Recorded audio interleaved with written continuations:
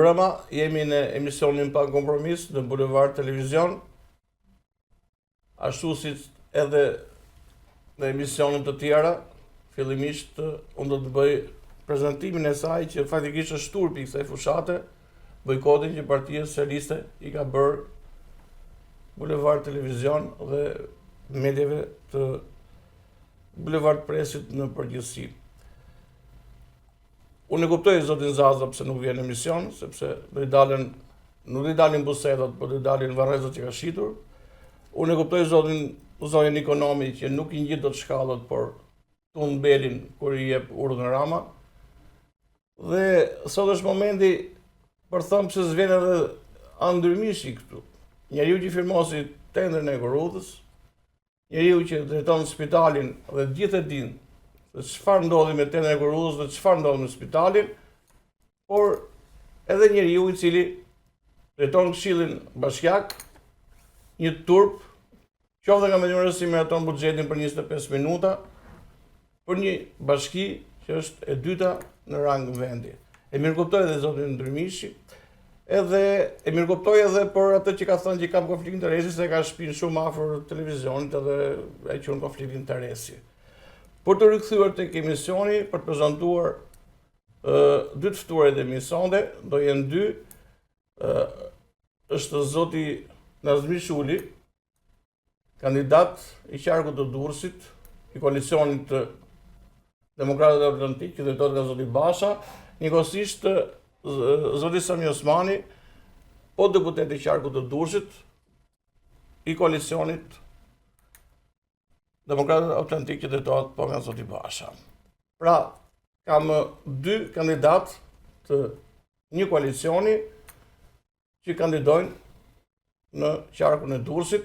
Në fakt, dy emra të njohur, sepse për funksionet e tyre dhe për pozicionet që kanë pasur në strukturët e partisë, duke qenë se kanë qenë pjesë e Partisë Demokratike, nuk janë emrat pa njohur, por gjithsesi unë do të desha ta filloja pikërisht për të bërë një performancë shkurtër për secilin kandidat. Zoti Shuli, për të shikuesin që na ndjek, sepse duke qenë një televizion i ri dhe një format i ri, një emision i ri, po duke qenë se do kandidoni për herë të parë, do ishte më interes të dinim diçka kush është zoti Shuli, pra karriera e tij, angazhimi i tij partik edhe pastaj për të dalë tek pozicioni që ju keni marrë tani si kandidat i Faleminderit zoti Llanaj që na jepni mundësi në këtë hapësirë të qarkut Durrësit për të prezantuar veten tonë, por dhe objektivat që ka koalicioni Euroatlantik në këto zgjedhje. Për gjithë ata që nuk më njohin, unë jam Nazmi Shuli, i vi me origjinë nga qyteti i Librazhit, për 35 vjetësh banor i Durrësit, i martuar dhe krijuar familje këtu. Kam mbaruar studimet e larta në fushën e sigurisë dhe kam punuar deri në vitin 2013 si drejtues i lartë i Policisë së Shtetit, kryesisht në qarkun e Durrësit, pjesën më të madhe të kësaj kohe, por një pjesë tjetër edhe në qarqe të tjera, duke filluar nga Gjirokastra, Elbasani, Tirana, Laçi dhe Shkodra. Nga 2013 dhe deri sot, mbasi jam larguar nga Policia e Shtetit, jam angazhuar në Partinë Demokratike dhe kam qenë sekretari i Departamentit të Sigurisë pranë Partisë Demokratike prej 12 vjetësh. 10 vjetësh, se në këto 2 vitet e fundit kam bërë një shkputje dhe jam pozicionuar në koalicionin Euroatlantik. Vazhdoj të punoj përsëri në fushën e sigurisë. Aktualisht jam drejtori një kompanie shumë të fuqishme në Shqipëri që është rrjedh në gjithë Shqipërinë në fushën e sigurisë, kompani private. I martuar me 2 fëmijë, banor i Shkozetit. Unë kandidoj në këto zgjedhje, kam pranuar alternativën e koalicionit Euroatlantik, pasi personalisht jam kundër politikës së vjetër 35 vjeçare. E them këtë me plot gojë. Pra, nëse unë në vitin 90, kur Partia Demokratike shemi isha student në atë kohë dhe mbaj mend Sali Berisha, mbaj mend Edi Ramën që hyri të PD-ja doli, mbaj mend dhe Ilir Metën. Dhe sot, pas 35 vjetësh, në skenën politike janë po të njëjtët persona. Kështu që unë me bindjet plot, me angazhim plot, jam angazhuar në të koalicion për diçka të re, pra për të shembur këtë politikë 35 vjeçare, e cila në mendimin tim është e kalbur dhe ka futur rrojet shumë thellë. Po, zoti Shuri, do të kalojmë, kemi goxha minuta që të konsumojmë shumë gjëra rrugës. Atëre, për të kaluar tek ju, zoti Osmani, pak a shumë është e njëjta pyetje për teleshikuesin, për të krijuar një performancë të formimit tuaj dhe të angazhimit tuaj. Mbrëma, kënaqësi si gjithmonë në studion tuaj, si e vetmja medje në qarkun e Durrësit, dhe të falenderoj shumë për mundësinë që na jep. Atëherë, edhe unë për kohën që gjetët. Faleminderit juve. Atëherë, unë jam Sami Osmani, banoj në Durrësin e Ri, ish kneta, dhe si gjithmonë kam qenë i angazhuar në strukturat e Partisë Demokratike. Afro 3 dekada që jap kontributin tim këtu në Durrës. Kam pas pozicione duke filluar që nga antari i thjesht, kryetar seksioni, sekretari i forumit rinor, kryetar grup seksioni, antari i kryesisë, sot jam dhe antari i Këshillit Bashkiak. Kam mbaruar studimet e larta për ekonomi. Pas prishjes të dy partive që u mbam dy pjesë, vendosa... Në fakt 4 i bie tani, por të diskutojmë rrugës. Vendosa që të jem i pozicionuar në koalicionin Euroatlantik. Atëre, për të kaluar tashmë tek ajo që edhe teleshikuesi është interesuar, kush ishte ajo që ju shtyu të merret një vendim për të kandidatuar, sepse jo gjithmonë njerëzit vendosin lehtë për të qenë kandidat, për të përfaqësuar, për të kërkuar votat dhe për të ofruar atyre një mundësi të re. E pa nis nga ju, zotë Shuri, por një raport, nuk e di mos, ju kërkoj Nuk na prish punë. Nuk na prish punë. Kemi një harmoni si kandidat. Unë thjesht, domethënë, duke para ato që unë shpreh edhe në fillim, pra që jam politikës kundër vjetër, këtu pash diçka të re. Pra shoh edhe te lideri jon, ai koalicionit Euroatlantik, shoh diçka të re. Pra ne pa mbështetjen e aleatëve tanë strategjik të Shtetet Bashkuara të Amerikës dhe të Bashkimit Evropian, kuptohet që ky shtet nuk mund të bëjë hapa përpara. Kështu që TPD-ja që është e izoluar për shkak të lidhjet që është në ngrata, unë opozicionar në krahun e zotit Basha në koalicionin Euroatlantik kisha një ofertë dhe e pranova me kënaqësi për të kandiduar. Mendoj se ishte koha, mosha dhe pjekuria ime për t'u futur kësaj rruge. Shumë arsye ka për të thënë, për të treguar që në këtë emision nuk mund t'i them gjitha që unë u bëra pjesë e politikës. Shumë.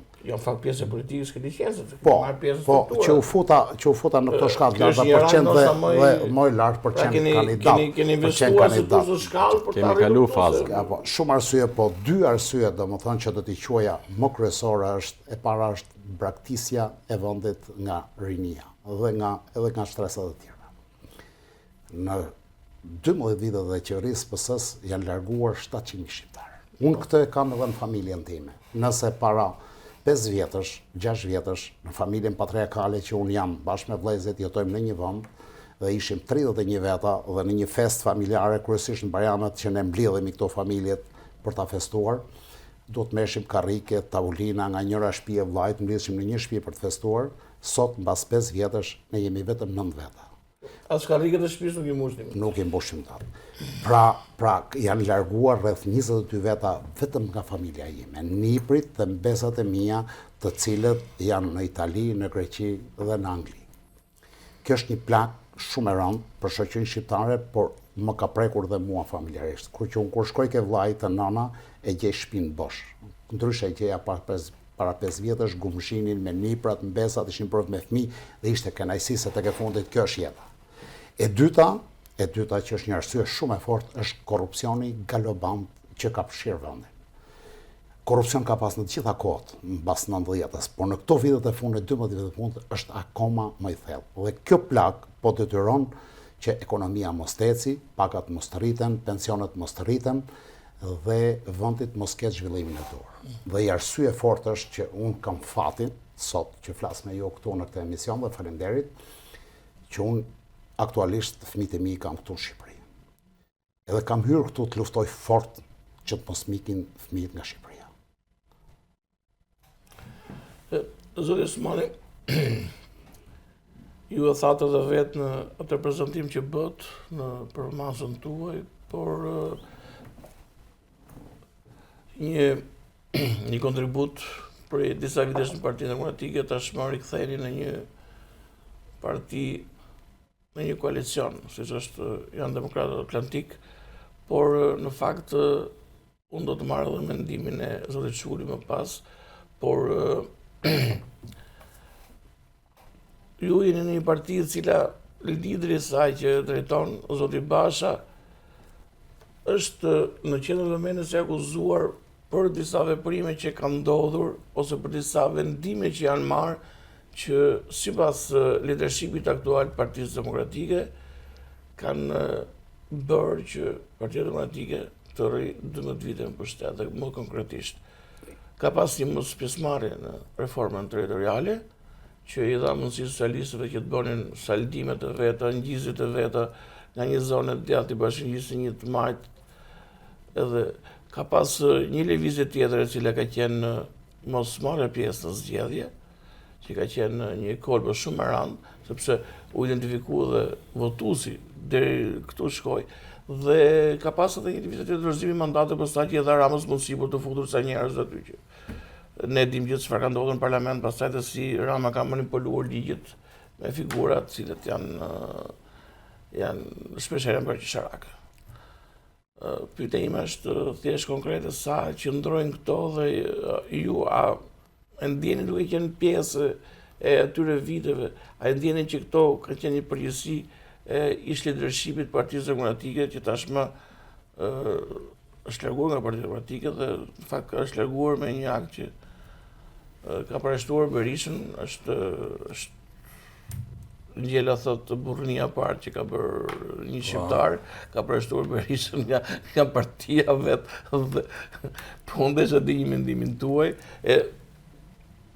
Unë ndoshta e zgjata çik shumë pyetjen për të dhënë edhe mundësinë për të marrë me radhë, për të do kemi edhe ndërhyrjen e zotit Çuli. Për diskutuar atë që ka ndodhur faktikisht, sepse kjo prodhoi krizën e Partisë Demokratike.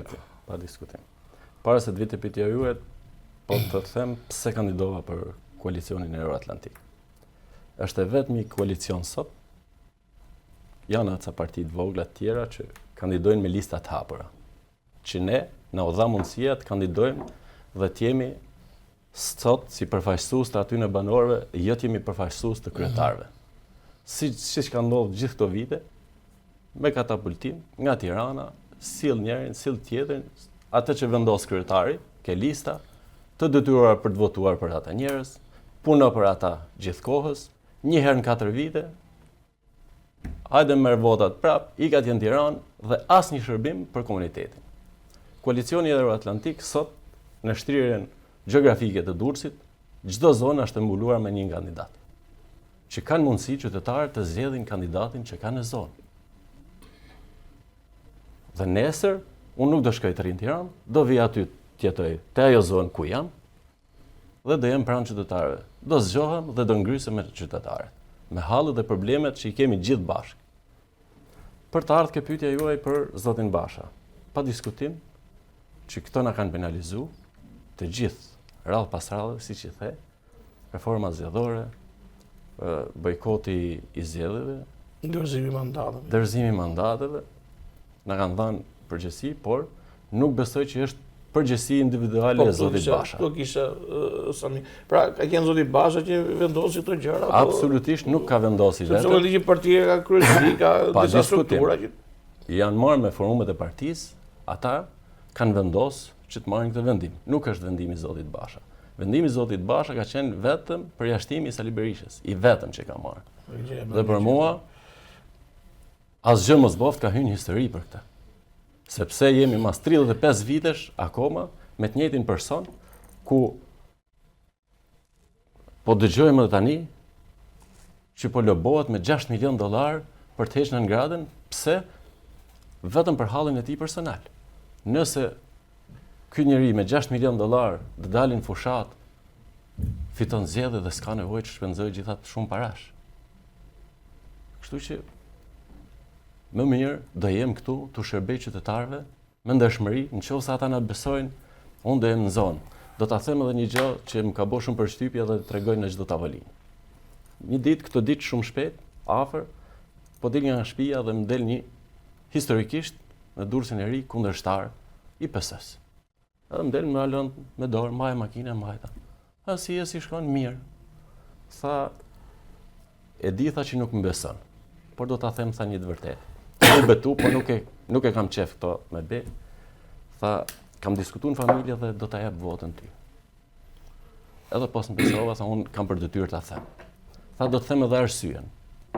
Po edhe arsye. Çfarë arsye na intereson?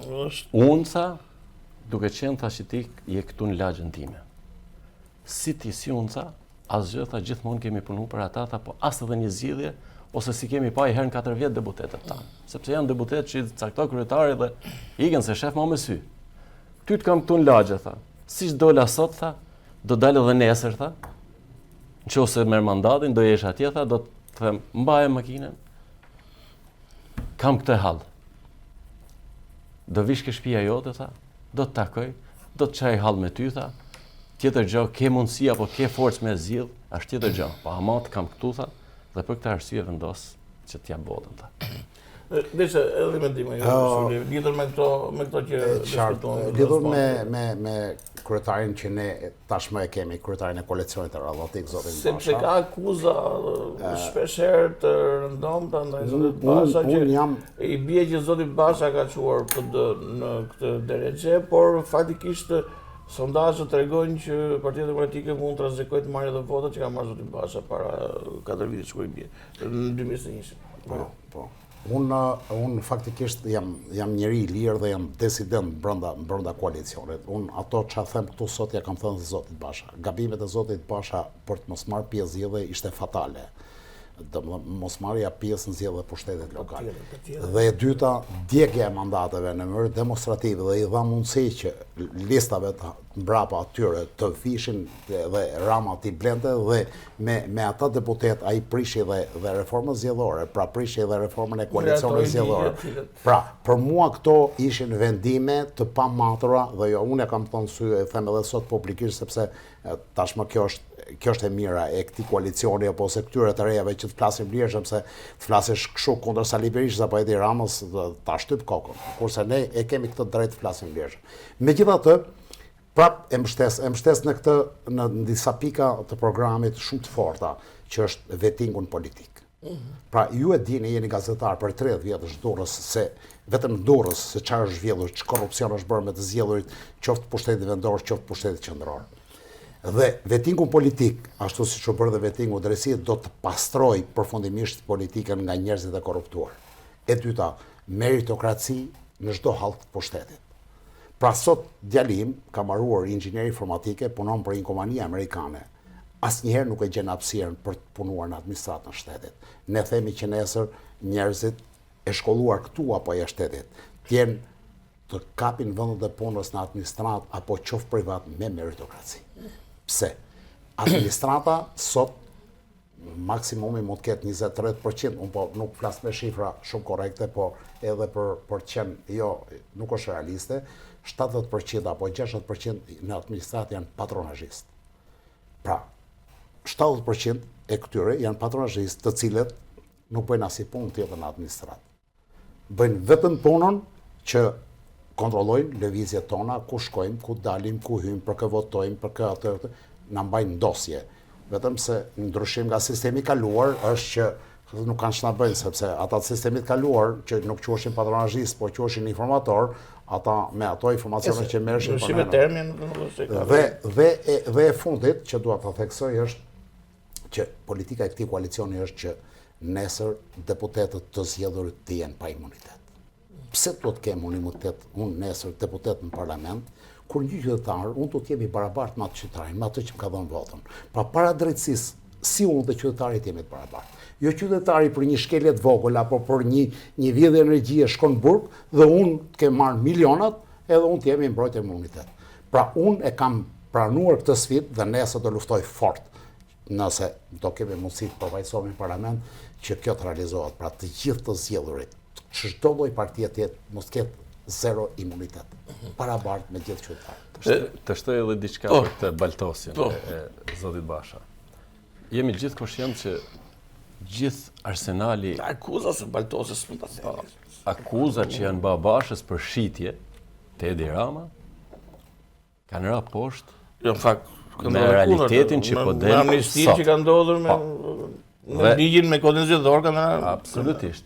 Ne do diskutojmë për këto gjëra, po Sot, para 2-3 ditësh në një emision, sekretari i përgjithshëm i Partisë Demokratike Flamur Noka e pranoi, tha që Lulzim Basha ka fituar zgjedhjen në 2021. Patjetër. Po deri para ca ditësh thoshin që Basha është i shitur. Në Durrës Por nuk doli kështu. ka një histori me qine sa vota që unë nuk pa përmend histori se ju e dini. Po, për pak vota ngeli pa marrë një mandat.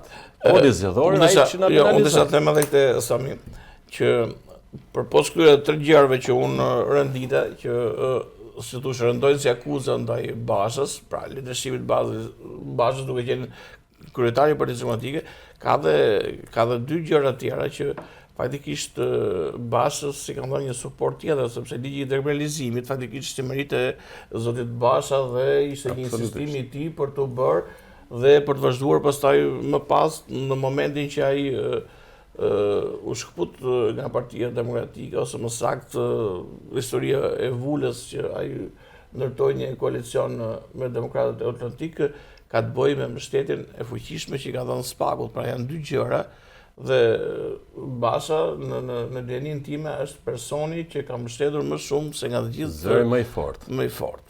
i mbështetjes ndaj Spakut dhe drejtësisë. Atëherë kjo ishte pyetja ime. Shqiptarët në përgjithësi kërkojnë një politikë të pastër, një politikë e cilës është implikuar, ku drejtuesit nuk merren me abuzive, me korrupsion. Fatikisht figura më e pa përgojuar në të gjithë këto 30 vite është zoti Basha, i cili përkrah pikërisht strukturën e Spakut dhe thotë unë jam i gatshëm të shkoj edhe për një akuzë që ka për një Por edhe për vettingun politik, pra është i pari politikan që ka hedhur idenë e vettingut politik. Hajde të bëjmë vetting politik bashkë gjithë në skaner dhe kush dali, kush ngelet. Biles thotë të filloj nga unë i pari.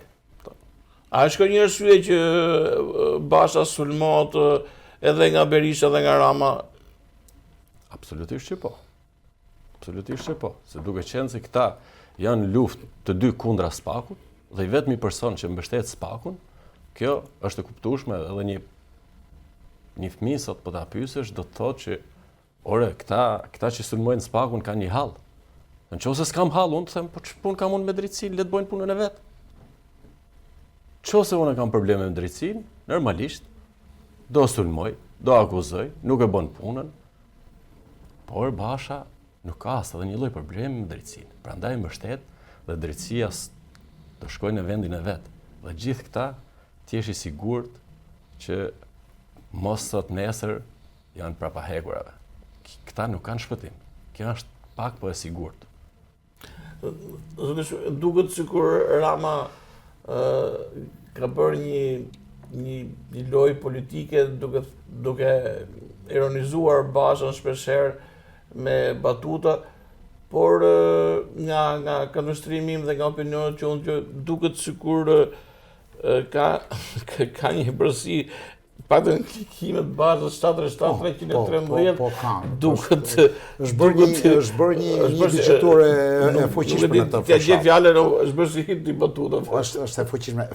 Fakti që ne si koalicion edhe lideri jonë jemi në mbështetje të plot 100% Spakut. Unë personalisht si qytetar e shoh një dritë në fund tunelit dhe e shpresë edhe në sondazhet e fundit që zhvillohen në rang kombëtar shihet që Spaku është një shpresë për Shqipërinë. Dhe fakti është ka goditur fort. Ne ato që thoshin para 3 vjetësh apo 5 vjetësh nuk e imagjinonim, fakti që ka goditur. Pra, sot një ish kryeminist edhe një president është brapa hekrave, brapa dyre. Një zëvendës kryeministër është në kërkim. Kryetari i Bashkisë Tiranës, që askush nga ne nuk e mendon se do të ishte brapa hekrave, është brapa hekrave. Po ta shikosh Rama filloi luftën mas arrestimit Veliajt, pra filloi hapur kundër Spakut. Berisha po dihet se ka... Po se çpati telefonat. Thuhet. Berisha por e ka akoma, vazhdon ta ketë luftën e hapur se e ka me veten e tij. Aktualisht është në gjykim, në gjykatën në SPAK, kështu që ai ka probleme me drejtësinë. Kështu që këta të dy mendoj që janë kundër interesave, kundër SPAK-ut. Unë këtë është një fat i mirë që jo vetëm ne, po dhe koalicionet e reja, partitë e reja shikoj që kanë mbështetje për SPAK-un. Po ta shikoj në përgjithësi kanë në përgjithësi kanë mbështetje për SPAK-un. Unë shpresoj që kjo opozitë e re që ka lindur në këto zgjedhje të jetë një shpresë në mbështetje të SPAK-ut me qëllim që data 11 maj, po them në mënyrë figurative, të ulim kokën dy gjarprive, Berishës dhe Ramës, që shqiptarët ta kuptojnë këtë radhë, të votojnë me mendje, me zemër, mos shkojnë mas tifozlikut partive politike, me qëllim që ata të mos kenë mundësi të marrin mandat për qeverisur vendin. Nëse për të mbetur këtu, është e vërtet ajo që thatë pa diskutim, sepse edhe partitë tjera të vogla dhe koalicionet të cilat të hynë për herë të parë në zgjedhje, kanë shprehur gatishmërinë dhe përkrajën e të hapur të tyre për SPAK-un dhe nuk është edhe ato nuk kanë ngelur në shënjesër në dy partive të mëdha, siç është PD-ja dhe PS-ja për të sulmuar, siç është zoti Lapaj, unë po i marr si shembull, nuk ka të bëjë me bisedën tonë, por thjesht për të ilustruar atë që ju thatë pak më parë. Ajo që unë desha të them, t'ju bëj si pyetje, a do ishte më mirë që të gjithë partitë, cilët ishin në mbështetje të SPAK-ut, që janë parti të reja, parti që hynë në zgjedhje për herë të parë, shumë prej tyre, të kishin një koalicion të gjithë bashkë, sepse duke pasur parasysh dhe kodin zgjedhor që i penalizon, a mund të bëni një rezistencë më të madhe dy partive të mëdha? Për të qenë ideale ashtu do të ishte. Faktikisht që... Dhe pse në nuk u realizua? Fakti nuk u realizua, sepse këta edhe në ndryshimet e fundit që bën kodin zgjedhor i mbyllën listat. Pra këta kanë futur njerëz besnik në listat e mbyllura, që ti ke nesër si karta që ti përdorin për nesër. Ne si koalicion, edhe koalicionet e tjera, në informacionet që kam, ne kandidojmë me listat hapura. Pra ne jemi 14 kandidatë qarku Durrësit dhe nëse ne plotësojmë kvorumin për të marrë një mandat, nga ne shkon më i miri që ka marrë qoftë dhe një votë më shumë. Kjo është ideale. Por nëse ajo ideja që ju shprehni që të gjithë partitë e reja, koalicionet e reja do të ishin bashkë, pa diskutim që do ishte një shpresë shumë e madhe në këto zgjedhje. Pra, se e themi kot shpreha e vjetër, bashkimi bën fuqi. Nëse ne do ishim bashkë, pra unë them që absolutisht që 11 maj klasa e vjetër politike do të thyejnë mes. Atëherë, Sami, kemi një produkt nga kriza që ka kaluar Partia Demokratike, që ka të bëjë thjesht me fatikisht Partia Demokratike gjithmonë ka qenë në një proces shkputjet partive të vogla, ribashkimi, jo do i hapim dyret, jo po i kena hapur të gjithë. Në fakt, unë e kam diskutuar dhe këtu në këtë studio, unë nuk e di Partia Demokratike kush e mbyll dyret që çdo zgjedhje këto duhen me i hapë, nuk e kam marrë vesh këtë, por kjo është pyetje për ato. Unë doja të dija, nga Partia Demokratike mas krizës kemi koalicionin tuaj që është shkputur, kemi mundësinë e zotit Sheaj, por kemi edhe Djathtas. Kemi edhe Djathtas, pavarësisht por zoti Alibe ka qenë ministër, ka qenë drejtues në disa komisione. Pra, sa do ndikojnë këto tri parti që Partia Demokratike të mos jetë ajo që pretendon që thotë ne jemi të bashkuar tashmë, ne jemi forca më e madhe, ne madje ka dhe ironi që këto disa parti nuk i njohim, pse janë parti këto, deri në ironizime të tilla. Pavarësisht do ta tregoj 11 maj. 11 maj vota. Fuqinë e tyre. Vota. Ne s'mund të themi as parti të vogla, as parti të fuqishme, as parti me ndikim. Por ama ka një precedent. Janë 3 parti të shkputura nga kriza e Partisë Demokratike. Se ne po themi pse s'u bë koalicione dhe zoti Shule tha shumë mirë që po ishim qenë gjithë do ishte më mirë. Po vetë Partia Demokratike ka humbur 3 pjesë. Nuk e di se sa të mëdha sa të vogla janë. E nisem me kush e mbyll dyert e Partisë Demokratike. Dyert e Partisë Demokratike kanë qenë të hapura, por kush i mbyll dyert, këtë e din gjithkush. Janë po këto njerëz të cilët janë 34 vite në politikë. Dhe nuk rigjenerojnë as edhe një nga të rit për të bërë pjesë e Partisë Demokratike dhe nesër me dalë me një fytyrë të re. Janë po këto njerëz që sillen vërdall, her njëri her tjetri, sigur e kanë marrë me tapi, si i thojnë atë PD-n, edhe vetëm këto fytyra do t'jenë atje, deputet atje do t'jenë në qeveri, po ata 34 vite. Nuk kemi nevojë për këtë demokraci. Demokracia do të ketë qarkullim elitash. Për të ardhur tek pyetja, sa do jenë këto partitë e shkputura nga e djatha? Ju jeni pjesë e një shkputje. Pa diskutim. diskutim. Koalicioni Euroatlantik ka një strukturë në gjithë Shqipërinë. Ka 61 kryetar degësh, ka dhe strukturë, pavarësisht si sondazhet duke pas frikë. Unë nuk besoj që sondazhet. Nuk dalin. Unë kam thënë edhe unë nuk besoj që sondazhet. Të garantoj diçka nga sondazhet shpeshherë bën për interesat e mediave ose Euroatlantik do jetë surpriza e zgjedhjeve të 11 majit. Dhe këtu do jemi, do flasim edhe mbrapa. Do jetë një surprizë që edhe ata vetë nuk do e mendojnë. Unë shpresoj që të ndodhe kështu. Do të kalojmë një hapësirë të shkurtër publicitare për të rikthyer përsëri në një blok të dytë, pastaj i cili ka lidhje direkte me fushatën që ju po bëni, me problematikat e qytetarëve, me atë që ka ndodhur në 12 vjet qeverisje që ju i dëgjoni nga njerëzit që takoni çdo ditë. Ju lutem një hapësirë të shkurtër publicitare për të rikthyer përsëri.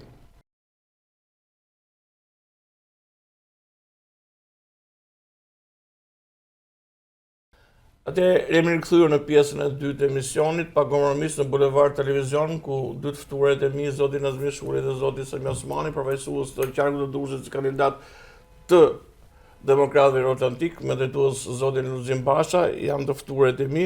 Kemi diskutuar në pjesën e parë lidhur me performancën e dyre kandidatëve, me arsyet pse ato kandiduan, me pozicionin e tyre, por njëkohësisht kemi diskutuar dhe gjëra që kanë të bëjnë me atë që ka ndodhur në Partinë Demokratike, shkputin që ka ndodhur nga Partia Demokratike, përse unë zgjedhur një anësi ndryshe dhe këndvështrimi e tyre për atë që ka ndodhur në Partinë Demokratike për dyrë të hapura dhe dyrë të mbyllura që është më përgojura në fakt. Do kalojmë tek një blok i dytë pyetjesh që ka të bëjë më shumë tashmë me fushatën e cila është, po thotë se ka filluar numri më mbrapsht, pa i quajtur se numri më mbrapsht ka filluar prej ditësh, por janë 10 ditë intensive, janë 10 ditë pune dhe ndërkohë që edhe kandidatët vetë kanë akumuluar problematikat me njerëzit që kanë takuar dhe unë doja zoti Shuri të fillonim pikërisht nga kjo pjesë gjatë takimeve që ju keni bërë me njerëzit, ato kanë shprehur problematikat e tyre në zonën ku ju jeni, kanë shprehur hallet e tyre, kanë shprehur ato që kanë pritur dhe nuk është realizuar, që në fakt mënyrë do thotë që çfarë ka dështuar këto 12 vjet si qeverisje, sepse në fund fare hallet e tyre janë dështimi i një qeverisje. Për të thënë realisht, jemi për ditë re, unë kryesisht mbuloj zonën në Shkozetit, një shtulla si zonë, po pastaj në Njojit që ne kemi shfryzojmë gjitha mundësitë të hapësirat edhe në zona të tjera Durrësit, pra fatmirësia jonë. Nuk ndalon që të thjesht. Fatmirësia jonë, ne kemi një frym shumë të mirë brenda koalicionit, pra nuk kemi probleme të tilla në ndarje fikse të zonave apo në problematikat që ne ndërhyjmë. Nëse Samiu ka takuar votues që kanë shprehur kënaqësi për të votuar për mua personalisht apo unë për atë, jemi shumë koherent për këtë pjesë dhe nuk kemi probleme. Hallet janë të shumta. E më e keqja e kësaj është sepse në Durrës gjithmonë politika ka qenë e importuar, pra shumë pak ka pas dursak deputet nga Durrësi, vinë nga Tirana, qoftë nga e Majta, nga e Djatha, marrin kandidatën deputet dhe nuk kthehen më në zonë, nuk i shef njëri më. Edhe vetë sistemi zgjedhor që ndryshe kur ishte sistemi përpara ballë për ballë, dy kandidatët mazhoritari, pra dhe dije që dy deputetët kishin një zonë caktuar, tashmë në lista efektivisht që në e zonave. I ka marrë mandatin e deputetit, ka nga Tirana, ka ikur dhe nuk e ka shkelur në zona. Problemet janë nga më ndryshmet. Njerëzit janë të mërzitur nga kjo politik e vjetër 35 vjeçare në dy krahat e saj, qofshin këto Majtas, qofshin ja. Në takimet që ne bëjmë private, shprehen shumë lirshëm sepse kështu në rrugë kështu edhe njerëzit akoma kanë frikë, edhe unë habitem si mundet që edhe mbas kaq shumë vitesh njerëzit kanë frikë të shprehen. Do të çeshën mbjetesë sepse penalizohen. Është normale. Ka shumë frikë. Ajo që i vret më shumë gjithmonë që i flasin është korrupsioni, largimi i fëmijëve. Pra, janë familje të tëra që unë kam takuar, nuk i kam fëmijë tu, i kanë tani para se të vjen emisionin tuaj, takoj një mikun tim që e kam bashkëfratarin tim, andej jeton këtu në Durrës prej 30 sa vitesh, ka punuar në 2 punë. Pra, në 2 punë, si për të shkolluar kalamajt. Dhe sot ishte i pesmatuar, i thash, çfarë ke? Po qatë kem, tha Nazmi, rrita 2 fëmijë, tha, i shkollova, me sakrifis me 2 punë tje dita si kam punuar, tha, dhe sot nuk kam asnjërin. Kam elur vetëm me pashartna, tha, njërin e kishte në Finland, tjetrin e kishte vajzën në Angli, ata janë shumë mirë, tha atje. Por që do tha që unë shtëpinë e kam bosh, unë bëra një shtëpi dhe ato e kam bosh, unë nuk i gëzoj ata sot. Nuk po them se do të jetonin me mua, do të jetonin në Durrës, në një lagje tjetër, por do t'i kisha në fundjavë, do vini fëmijët e tyre të thynin në gotë, ta prishin çik ato rregullimin e shtëpisë se s'ka kush e prish. Pra kjo është një plak shumë e madhe për shoqërinë tonë, një plak ikja e rinis pa fund, sepse këtu nuk gjen mundësi për të ndërtuar jetën, për të bërë një shtëpi, për të jetuar dinjitos, për të rritur një fëmijë dinjitos, sepse këtu shkollat janë të parikostruktuara, nuk ka drek, nuk ka ushqim. Në Itali shkosh, në Maqedoni shkosh, ka ushqim drek për fëmijët. Pra, prindi nuk e ka mendjen të punojë dhe fëmia shkon në shkollë dhe han edhe drekën dhe kthehet mbas shkollës, shkon e merr për në shtëpi. Për ka shërbim këtu nuk ka asgjë. Po syp të infrastruktura, të kanalet e ujëra zeza shkosetin, që përmbytet sa herë që bin shirat, e ku edhe në shirat e fundit që para të ditësh, pra dalin ujërat e zeza sipër, kanalet e ujëra zeza, kanalet e larta janë totalisht jashtë probleme pafund.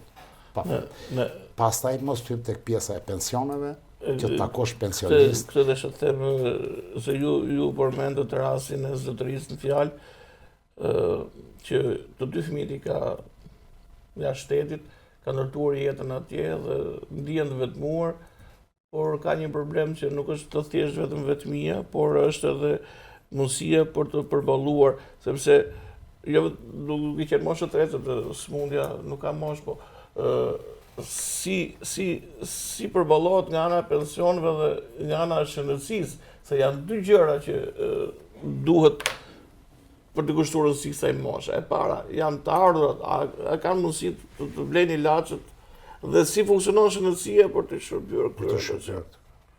Domethënë, tani pension, unë kam nënën time, 86 vjeç, merr një pension 96.000 lekë të vjetra ose 9.600 lekë. Nëse nuk na kishin e djem çfarë do bënte me 9.600 lekë të vjetra, të punuar 40 vjet. Tani ka më turp më të madh se kjo. Dhe këta dalin çdo ditë të përtojnë me të madhe, se kur kam bërë një zhvillim pa pan Shqipëria apo jeton në luks. Është një lloj si ajo koha e dikurshme në veritur e paktën edhe sa miu e kemi mbërritur, lulzon Shqipëria në britjet e atëre aty. Ai ka sot me 38-ën ai. Dhe prap ne sot a kupton, këta flasin për arritje madhore, kur pensionet minimale nuk janë jo as ilaçet nuk i merr. Nana ime me ato 9.600 lekë nuk merr dot ilaç. Patjetër. Pra do t'ishte e vdekur nëse nuk ishe e fëmijë. Dhe ky rrëfimi i këtij, ai i trembët tani moshës tretë, sepse ka punuar me një sigurime, nuk e di, do marrë një pension 200.000 lekë apo 170.000 lekë apo 160.000 lekë, po flasim me të vjetrat. Rozë na është mësuar goja të flasim dhe bashorti aty me si do të jetojnë me 30.000 lekë pension të reja në muaj, një familje nesër pensionist nuk kanë mundësi të bëjnë punë tjetër, si do të jetojnë. Edhe ka frikë, ka panik, se duke i pasur fëmijë afër të kishte një farë mbështetje. Pra kjo është një plak shumë e rëndë për sa i përket shoqërisë. Atëherë se më pak a shumë është e njëjta pyetje, por në një zonë tjetër që në fakt problematikat i ka të shumta, edhe për pavarësisht se emrin e kanë vënë shumë të bukur Durrës i ri, por një zonë shumë e bukur. Një zonë që vetëm me Durrësin e ri nuk ka hiqet emri si Shkëneta. Jo, do si Shkëneta jo, sepse me Shkëneta kena probleme me kryeministrin se është bërë me në Knetë bufi gjithë fushatës, po nga kontaktet që i keni dhe ju banoni aty, me sa kam unë informacion, pra ju e një pjesë e komunitetit të Durrësit të ri, faktikisht një zonë e cila është për të admiruar dhe unë kam një statistikë që zona Durrësit të Ri është zona që ka më pak kriminalitet, nuk e di se i saktë do jem, policia mund ta verifikoj këtë. Pra, një zonë e qetë, një zonë që ka ditur të bashkëtoj me Durrësin e vjetër, ka ditur të bashkëtoj me Durrësakët, dalin xhiros që Durrësakët, por kur kthehen ke shtëpia problematikët besoj që janë shumë. Atëherë, Durrësi i Ri, po quhem, sot afërsisht... Durrësin e Ri do e quajmë, po ne kena në zemër Durrësi i Ri, nuk e kena për propagandë. Durrësi i Ri sot ka rreth 60.000 banor. Është një zonë shumë e madhe. Po filloj pikë pari me legalizimet. Një problematikë që unë e has në çdo derë që trakas. Po ta them, as 5% nuk kanë tapi sot shtëpia, një hipotekë. Pra nuk gëzojnë shtëpiat. Janë në shtëpinë e tyre, por nuk e gëzojnë. Kjo ka ardhur si pasojë. Pra s'kan drejt marrë një kredi, s'kan drejt ta shesin, s'kan drejt. Absolutisht jo. As edhe një lloj lëvizje, edhe nëse ke mundësi. Në fakt nëse të këtu ka një pjesë, ke zona juaj ka një pjesë të tillë. Nëse nesër ke mundësitë ose një fëmijë që kanë jashtë mund ndihmojnë me hedhni kat dytë, nuk e merr dot një leje për të hedhur katin e dytë. Dhe do rrin aty në katin e parë. Me gjithë ata njerëz që kanë, sepse se merr dot lejen. Po si e legalizuar. E legalizim. Edhe për këtë kanë faj gjithë ky tranzicion. Si PD-ja, si PS-ja, edhe ne kur kemi qenë në pushtet atëherë, pavarësisht se unë s'kam qenë ndonjëherë në administratën e shtetit, po fajet janë të dyja bashkë se nuk i kanë vlerësuar atë zonë. Absolutisht. Dhe kjo është një shqetësim i jashtëzakonshëm i asaj zone. Shqetësimi i dytë është prandaj dëshiron dhe bashkë 2% më, kanë fajet bashkë. Po njëtin hall kanë ata. Po pastaj çupa puna. Njëtin hall kanë. Tani problemi i dytë aty është ekonomia. Ekonomia të cilët nuk i përballohen dot. Që nga faturat e energjisë elektrike, familja më e vogël sot mund të paguaj 60-70.000 lekë më e vogla, sepse kalojnë fatura edhe 100.000 lekë të vjetra. Kuptohet? Dhe siç e tha dhe Nazmiu, dy pensionistë e fëmijët jashtë shtetit me çfarë do përballojnë? Do paguajnë energjinë, do paguajnë ujit, do paguajnë ilaçet. Kush do merret me këta? Sami, mos se ndoshta ju do përmendë vetë. Unë kam edhe një kështu, një mos më dali nga mendja.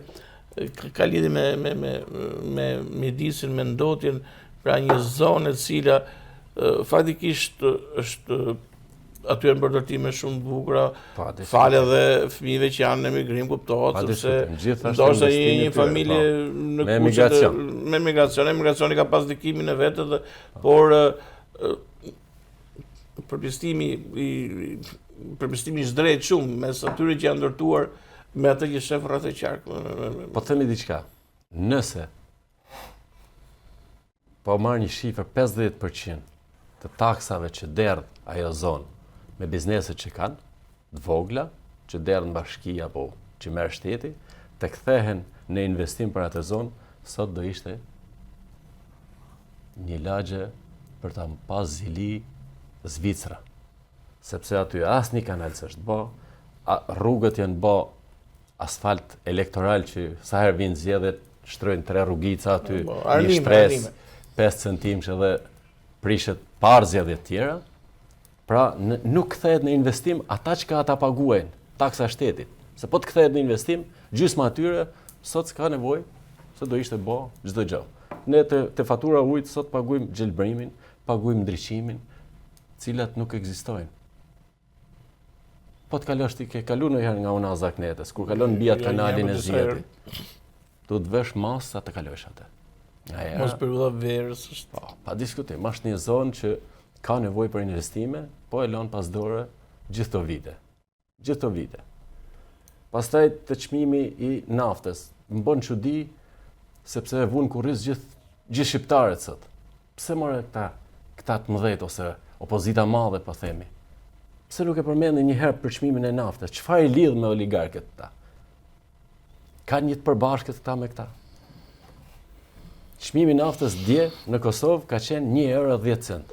Po e lem 1100 lekë shqiptare, po marrin erën 1.1, si nuk është më poshtë. Jo, naftën e merr këtu. Dhe naftën furnizohet në portin e Durrësit. Portin e Durrësit. Si mund të ketë Kosova 1100 lek naftën, ne kemi 1750 lek. Ku bjen kjo në kurrizë qytetarëve?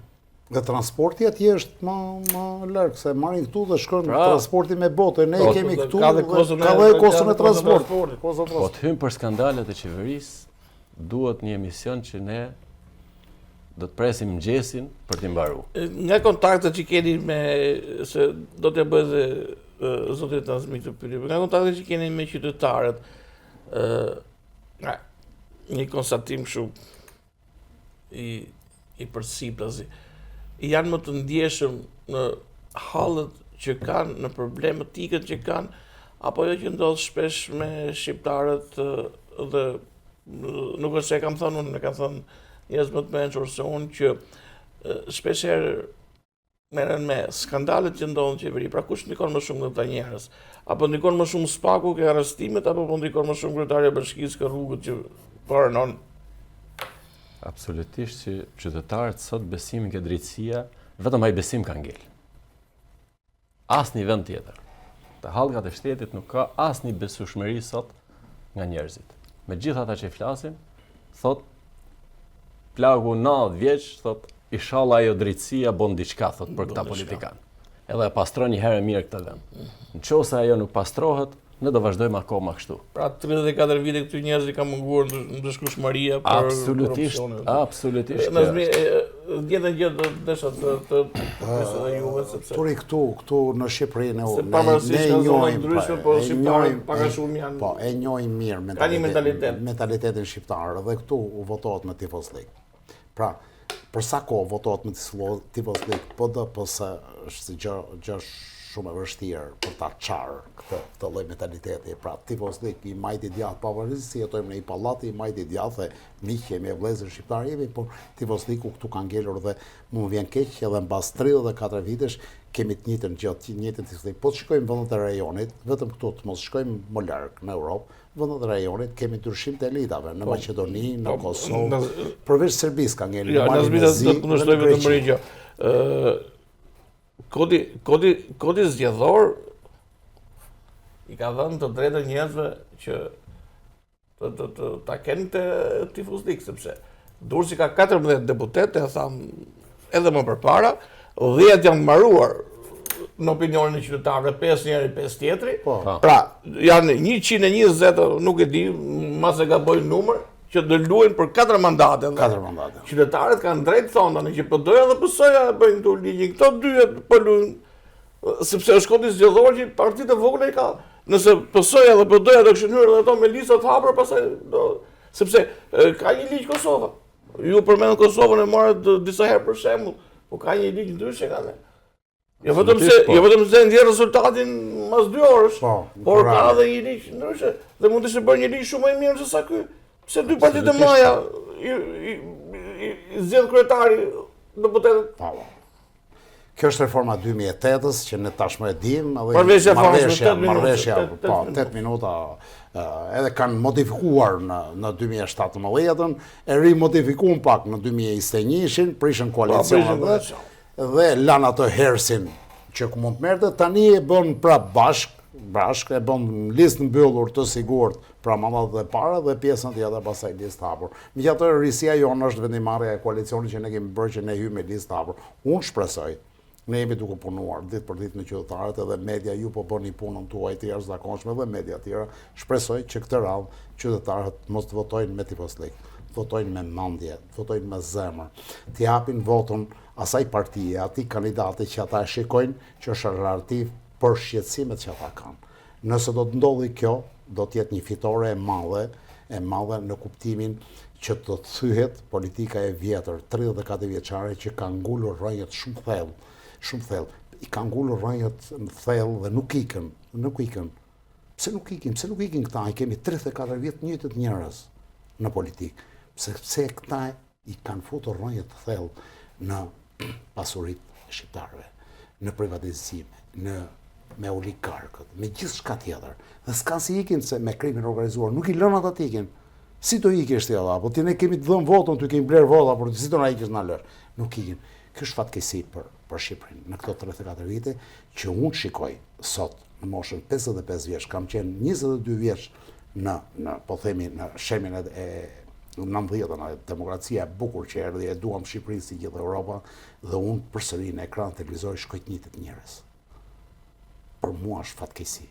Shpresoj, kam shumë besim që këtë radhë populli do mendojë ndryshe. Shpres. Atëherë për të menduar ndryshe populli, sa mi kemi një program që ju si koalicion e keni shpalosur shqiptarëve, keni në fakt jeni të parë që keni për këtë gjë, por ndërkohë që ka dhe një aktivitet të përditshëm të zotit Basha, i cili ka folur konkretisht fakt për programin dhe ndoshta nga partitë e vetme që ka bërë prezant një program të qartë, sepse dy partitë e mëdha thash janë me atë bufin, knedën, ku diun tani punët e tyre. Ajo që unë doja t'ju pyesja është për atë shikuesin ton, teleshikuesin, për atë qytetarin e thjesht ju takoni çdo ditë, çfarë ju ofroni ju si program, sepse do të pyetja edhe për zotin Nazmi për të komentuar edhe njëri tjetrin këtu, sepse programi është shumë i gjerë për të koncentruar ato gjërat që kanë bënë më shumë me bujqësinë, kanë bënë më shumë me arsimin, kanë bënë më shumë me shëndetësinë, me pensionet, me ato gjëra që pak a shumë i prekëm në emision, por që duan një zgjidhje. Pra si do realizohet dhe çfarë keni konceptuar ju në programin tuaj? Programi Koalicionit Euroatlantik, siç e thatë, është bërë prezent me 1 qershor vitit kaluar.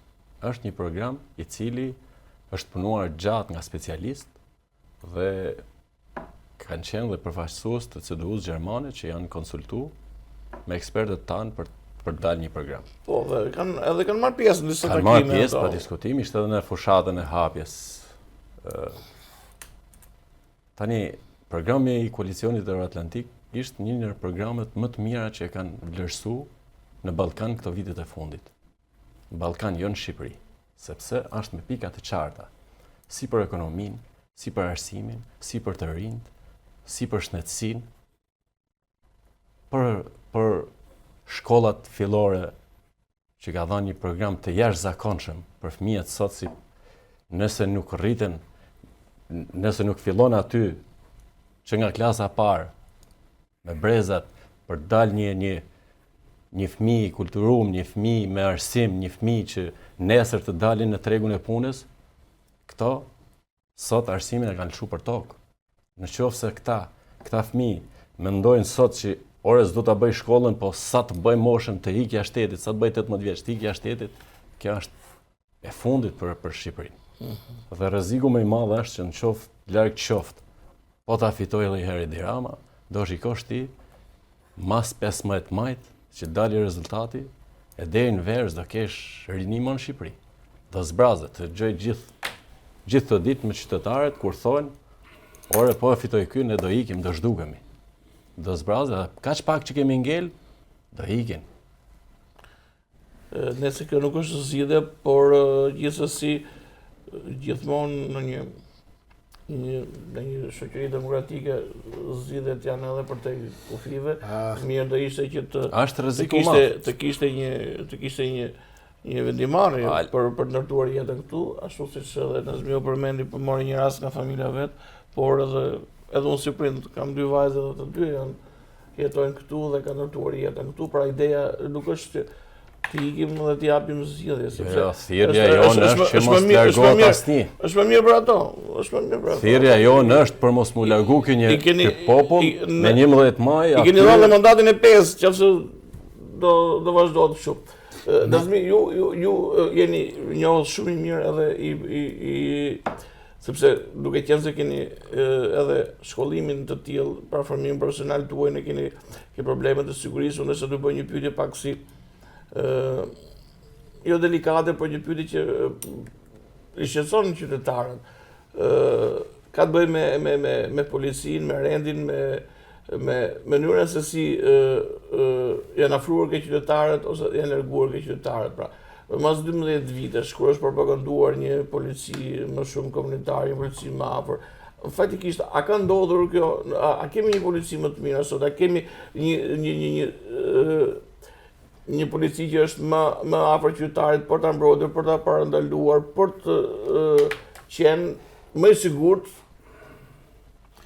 Përpara se të kaloj tek pyetja juaj direkte që ka të bëjë dhe me fushën time, që unë kam punuar disa vite në këtë vend. Koalicioni Euroatlantik është një nga koalicionet që ka programin më të qartë në këto zgjedhje dhe e ka shpalosur më përpara se të gjithë koalicionet tjera. Biles dikush edhe nga pjesë nga programi jon edhe ka marrë, ka arnuar. Tani un pa Është një programi un pa them, por nuk është të kështu i faktuar. Ka një batutë që qarkullon kështu sidomos në media, në komunitetin e gazetarëve që thonë që sa prezantoi baza programin i morën vulën. Po. Ka program në të gjitha fushat, pra, ka program për familjen, ka program për rinin, ka program për ekonomin, për sigurin dhe për gjithë shka të përcaktuara të qarta, me fasha të qarta. Unë po theksoj 2-3 gjëra që janë ajo që lidhet me shpopullimin, pra ne jemi për një familje të shëndosh. Nëse nuk ka një familje shëndosh, shoqëria nuk mund të jetë e shëndosh. Kështu që duke qenë kësaj ne jemi për një program për mbështetje për çdo lindje 2.000 euro dhe për bebën e tretë 20.000 euro. Pra që popullsia të shtohet dhe familja e re të ndihet e sigurt në vendin e saj. E dyta për rinin, ajo që duhet të theksojmë, jemi për riformatim të universiteteve të kampeve universitare. Ekselentët të cilët mbarojnë shkollat jashtë shtetit, në universitetet më të mira të mbështeten nga shteti me qëllim që ata të kthehen një aset nesër për Shqipërinë, për të ardhmen e Shqipërisë. 10.000 të ri me stash për një vit të paguar me qëllim të lidhim shkollën me tregun e punës. Se ndryshe mbarojnë shkollën edhe zgjen vend e punë edhe punojnë kamarierë. Pra kjo do të jetë në syrin e qeverisë nesër pas nesër. Ka programe të tjera për sa i përket shkollave, drejt në po, zoti Basha është i pari që ka edhe faktikisht këtë. Sepse nuk mundet më sot. Por e përdor dhe zoti Rama këtë kartë tani për shkollë. Do kopjoj kur fatikisht kur zoti Basha ka deklaruar këtë edhe për bebën e tretë, edhe për shkollat me drejt ka pasur një lloj ironie, por si duket të shkthyer tani në një kanë filluar ta përmendin edhe përveç zotit Rama dhe partitë të tjera. Po aty përfshihet edhe ajo fasha që është edhe për rëndësishme për ne, edhe për ne që do vim te mosha e tretë, por ato që kemi akoma për pensionistët. Pra, si mundet, unë nuk jam për ato që shteti të paguaj nga buxheti për të ngritur pensionet. Pra, personalisht nuk jam për këtë skemë. Minimalisht për të gjetur një zgjedhje sa më të shpejtë, mundet që shteti të marrë një grant, qeveria të marrë një grant apo një eurobond, edhe të bëj një ngritje të menjëhershme të pensioneve. Pastaj të bëj ristrukturimin, formalizimin e ekonomisë, sepse në shumë ndërmarrje në biznese punohet edhe pa sigurime ose janë sigurime të shkurta, duke bërë formalizimin e ekonomisë, të rritet të ardhurat për skemën e sigurimit dhe të vazhdoj të ruhet vazhdimisht rritja. Po ju thonë gjetë një mënyrë tjetër të bëjë një reformë tjetër. Një reformë tjetër. Sepse unë takoj shumë shpesh biznesmenë që thonë, po më mirë, ja nuk e paguajtëm, por tani ka ardhur gjoba kaq milion edhe gjoba futet dhe në kamat pastaj edhe jo vetëm që nuk do paguajmë atë që ka lënë paguajë një vit, po ai nuk ka shans me dalë me ngret kokën. Nuk e merr më vetë. Sepse po flasim për bizneset që do janë. Por sa i përket fushës së sigurisë që unë kam kontribuar goxha vite, drejtues i lartë në policinë e shtetit në disa qarqe. Për qenë realist, e kupton, nuk më nxjerr goja shumë fjalë që të flas keq, sepse kam punuar me ta. Shiko, nuk e kemi ke efektive, sepse ka policë shumë të mirë, ka njerëz shumë. Ku desha ta nxjerr mendimin. Po flasim si sistem që është ndërtuar si strukturë. Fakti është që policia bëri një farë distancimi nga vitet 2005-2006 për ta shputur nga qeverisja. U bën goxha reforma të mira që drejtoria e përgjithshme e policisë ishte larg ministrisë mbrojtësme, u bën disa gjëra pozitive, tashmë është afruar dhe më vjen keq ta them që policia e shtetit është tashmë e lidhur me politikën. Dhe është në shërbim politikës. Kjo është fatkeqësi. Është fatkeqësi. Unë kam mjaft drejtues që edhe sot që jam edhe i njoh, është fatkeqësi që pushteti e ka afruar më shumë se shtuat. Pra gjithmonë pushteti i afron, por jo kaq shumë. E ka bërë njësh. e ka bërë njësh sa në momentet saktura edhe e përdor edhe në për zgjedhje. Pra, për mua kjo është një fatkeqësi shumë e madhe. Edhe po të shikosh brenda radhave, sa herë që vjen zgjedhjet, o thot kur do kalojnë janë rritë të trembur. Pra në fakt kjo nuk penalizon vetëm strukturat e policisë të efektivet, po në fakt kjo penalizon më shumë dhe qytetarët të cilët ndihen kur një policë nuk është i sigurt që vetë si do mbrojë qytetarin. Është i pasigurt, pa diskutim. Kur po mbarojnë zgjedhjet thotë, sa po vinë zgjedhjet 1 muaj, 2 muaj përpara janë të stresuar, sepse kanë presione nga lart, kanë presione nga drejtuesit për të vënë shërbim. Mirë, po ka mjaft punojës janë ndershëm, nuk duan të shërbejnë politikës, duan të bëjnë atë punën e tyre që i takon dhe të çojnë atë rrok për familjen e tyre. Sa më duke nisur edhe nga profesioni juaj, ekonomia është edhe përfshirë nga një krizë e cila ka lidhje me fuqinë punëtore dhe është një problem shumë i madh. Që po hasë çdo ditë. Madje për ta thënë pa turp fare, deklaroj dhe unë këtu, nuk gjejmë njerëz me punu. Shumë e vërtet kjo. Shumë e vërtet. Tani besoj që ju si koalicion keni menduar edhe për një zgjidhje të tillë, sepse për të fuqizuar një ekonomi, fuqia punëtore është ajo e cila pavarësisht sepse fuqisë punëtore i do të marrë pagët, do të ngrenë pagët, por në fundit nuk ka njerëz që punojnë, si do zgjidhet ky problem. Dhe ajo që ju thatë pak më parë që nëse do ndodhi kjo, ne do iki dhe i pjesë tjerë të ri, se kemi rastin e bujqësisë, faktikisht. Kam ngellur në fshatën vetëm plej që nuk punojnë do toka.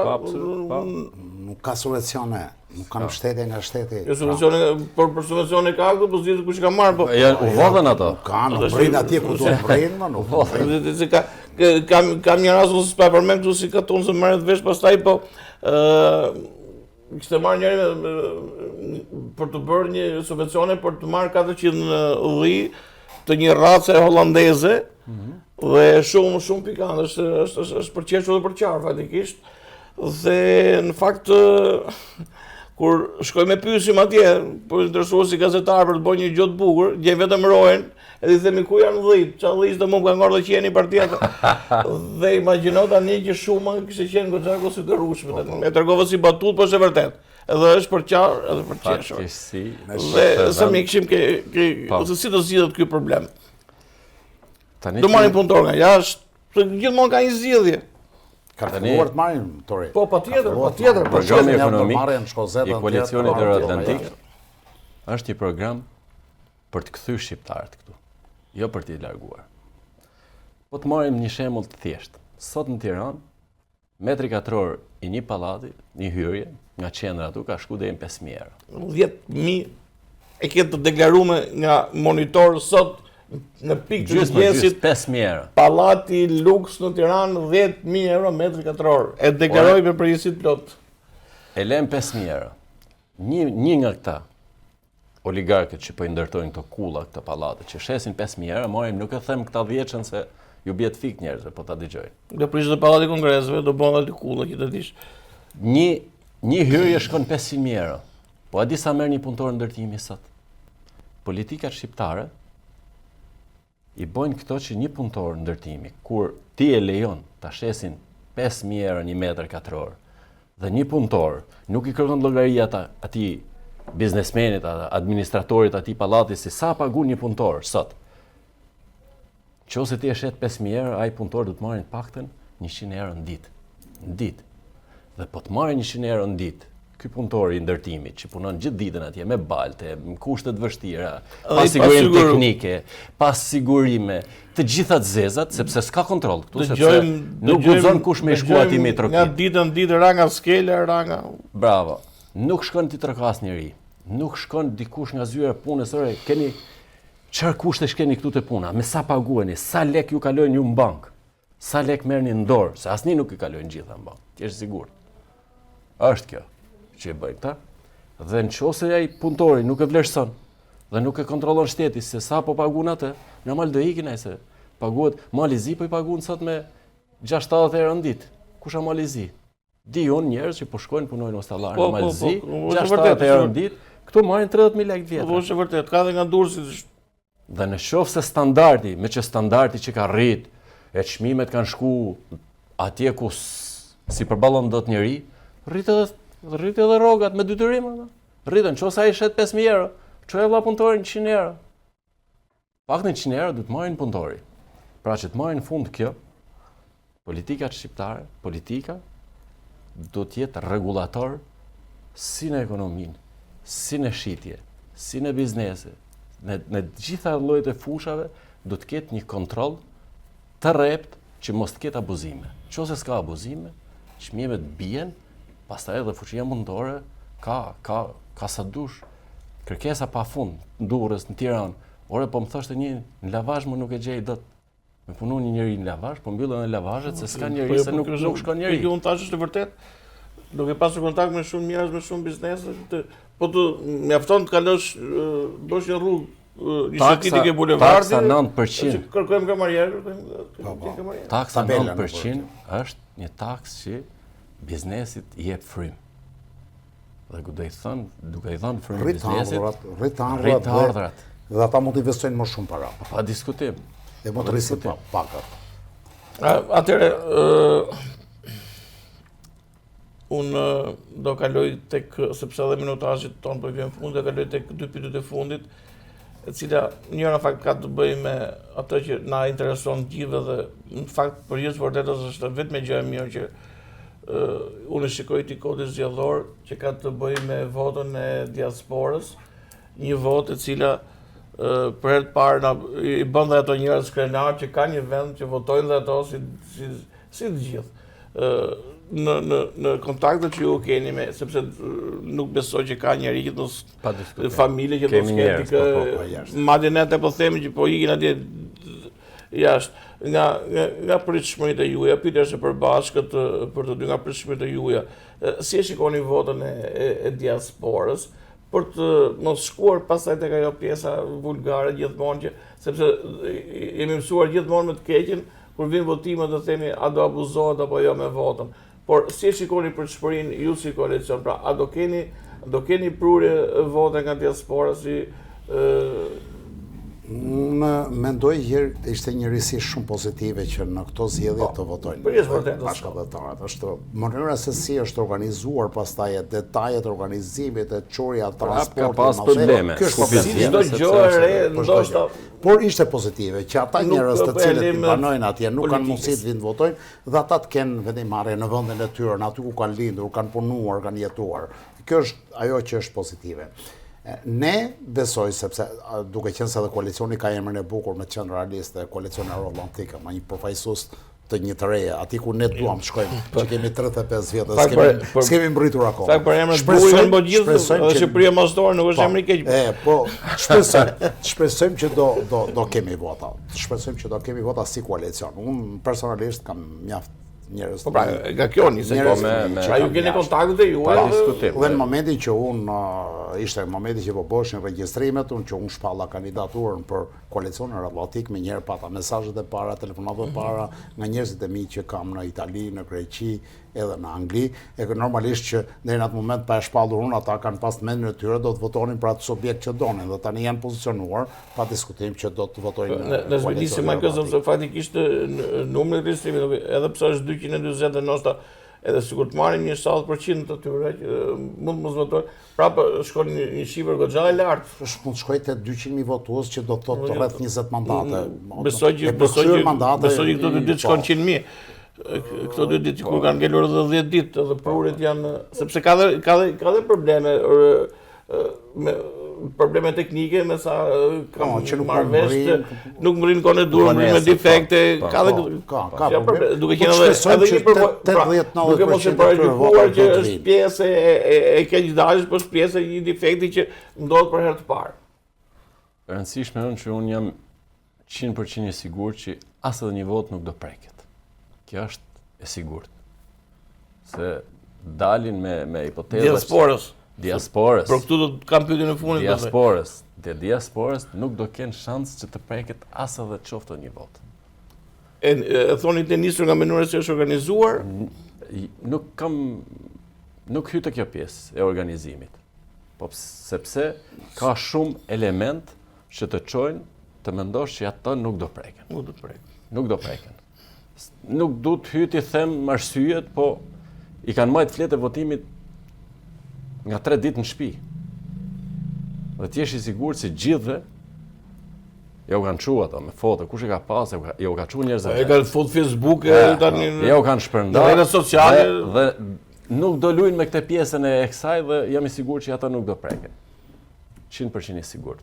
Atëre, për dalë tek pyetja e fundit që ka të bëjë po me votën, është fatikisht një nga momentet që opozita të paktën në 12 vite e ka kontestuar vazhdimisht mënyrën se si Partia Socialiste ka fituar, duke akuzuar për abuzim me votën, për korrupsion me votën, për vjedhje votash. Unë pa quaj përsëri risi, kemi për herë të parë që SPAK-u, prokuroria e përgjithshme dhe KQZ-ja kanë bërë një marrëveshje dhe fatikisht ne kemi edhe informacione gazetarese që agent të BG-s janë shpërndarë dhe po marrin informacione edhe nga një së thjesht, pa e kuptuar askush, pra po bëhet një punë. A ndihet ke qytetarët ky besim që vota nuk më vidhet më, vota nuk abuzon kush me votën time? Po ta shikojnë krahasim me zgjedhjet e tjera, deri në këto momente jemi shumë afër ditës zgjedhjeve. Faktikisht është situata e qetë. Futja e elementit shpërndarja e elementit emri SPAK është emër shumë i madh dhe shtrirja në të gjithë Shqipërinë domthon ka krijuar një impakt pozitiv. Po të jemi realist, po flasim deri në këto momente se ditët në zhvillim mund të jetë edhe më e nxehtë situata. Ka krijuar impakt pozitiv. Megjithatë, deri para zgjedhjeve gjithmonë ka frek në Shqipëri që vota blihet, pra devijohet. Absolutisht. Qoftë me presion të grupeve kriminale, të fortëve të lagjes, qoftë me blerje, me para në dorë dhe me forma të tjera. Kuptohet administrata, lista, këto që kanë ekzistuar në të gjitha zgjedhjet e tjera. Po deri në atë ditë është ajo frika ose paniku që mund të ketë divijim votës. Në momentet që vota hidhet në kuti, personalisht jam i bindur që aty nuk kam më. Pse? Edhe ato që bëshin për para që merë një kutizë dhe sot i di një gazetari vjetër këto ndorës, por edhe aty në taurinën e numërimit që devijoj votën dikush tani ligjin i përcaktuar qartë 1 deri në 7 vjet dhe nuk ka kush të guxojë unë të jem numërues nesër të ja ndryshoj votën Arturit bëj 7 vjet bor 1 deri. Kështu që unë them në këtë pjesën e kësaj, pra nga momenti që vota është në kuti dhe mbyllën kuti të votim dhe deri në momentin e numërimit aty ka siguri maksimale që besoj që vetëm në një lujtur mënsh mund të bëj devijime apo të nxjerrë votat pavlefshme apo t'ja kaloj nga të Arturit në Azmiut apo nga të Samiut në Azmiut. Nuk e besoj këtë pjesë. Ndërsa kjo pjesë tani, sepse shiko, po hym në javën e fundit, jemi në mezin e javës para fundit, hym javën e fundit. Dhe na eksperienca që unë kam marrë pjesë në zgjedhje, kam qenë në rreshtat e parë të Partisë Demokratike, në 3 ditët e fundit bëj nami.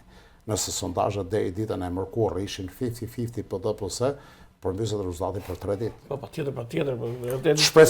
Shpresojmë që kjo dalja e SPAK-ut në skenë, rrugaqe zbatuese, shpresojmë që do të ketë një impakt pozitiv dhe nuk do të përsëriten të njëjtat skena të zgjedhjeve. Atëherë